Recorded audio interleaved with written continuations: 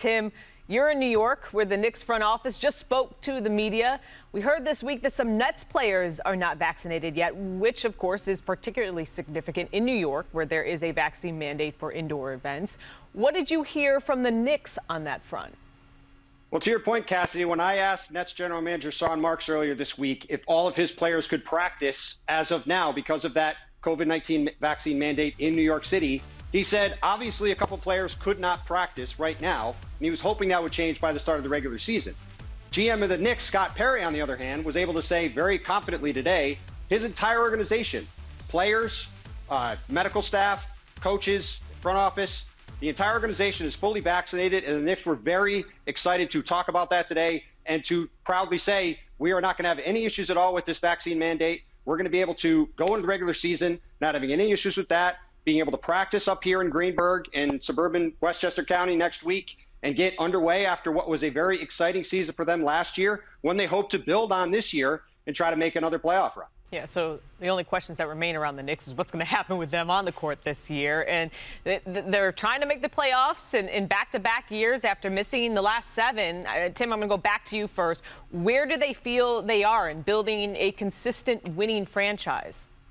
Well, Cassie, you and I have been around the Knicks for a long time, right? And the idea of them being a stable, boring, competent, good team is just not something we'd be able to say very often about the New York Knicks, right? But that's really what they were projecting today. They feel good about the place they're in. They went out this summer and got Kemba Walker and Evan Fournier from the Boston Celtics in free agency, 2 guys that will help them address their biggest weakness in that first-round loss to the Atlanta Hawks and their inability to score in the half court and create shots off the dribble.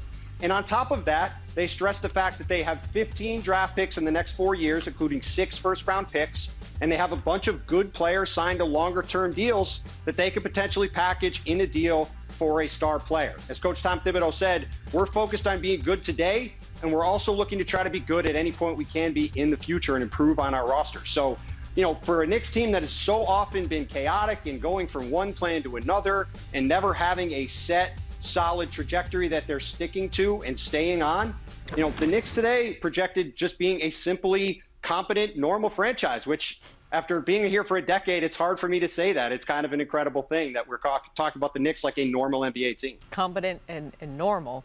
Clinton, are you feeling that the Knicks could be a long-term player in the East?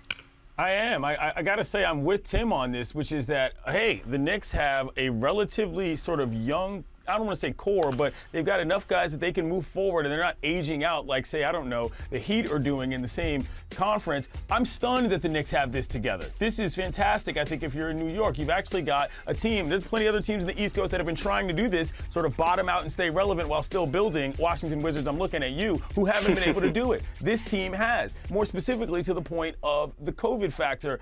The whole team being fully vaccinated instead with the rest of this. Yep. I'm sorry, I'm impressed. This is what we're supposed to be doing as far as I'm concerned from a public health and a safety standpoint. For a team that prominently come out and say, we've got this under control, I think it looks good for the NBA, I think it looks good for the organization, and I think it looks good for all the players that are there. They've done a fantastic job this offseason, as I see it. And they can hit the ground running because, as we've talked about, training camps open next week. Thanks for watching ESPN on YouTube. For live streaming sports and premium content, subscribe to ESPN Plus right now.